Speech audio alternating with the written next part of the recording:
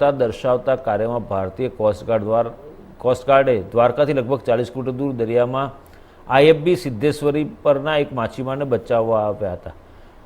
મકવાણા મનુવાલા જૂના ક્રૂને દરિયામાં માછીમારની જાળ સંભાળતી વખતે ગંભીર ઇજા થઈ હતી. તાણ હેઠળ ફિશિંગ નેટના સ્ટીલના વાયરો તેના પગની આસપાસ ફસાઈ ગયા હતા અને પગની ઘૂંટીના સ્તરે તેનો જમણો પગ લગભગ કાપી નાખ્યો. IFBએ રેડિયો VHP ચેનલ 16 પર SOS કોલ કર્યો. આ સંદેશ એક ICG ડોર્નિયર એરક્રાફ્ટ દ્વારા વિસ્તારમાં પેટ્રોલિંગ પર લેવામાં આવ્યો. ભારતીય કોસ્ટગાર્ડ એક્શનમાં આવ્યું અને ICG એર એન્કલેવ પોરબંદર ઝડપથી બચાવવા માટે ICG એડવાન્સ લાઇટ હેલિકોપ્ટર શરૂ કર્યું.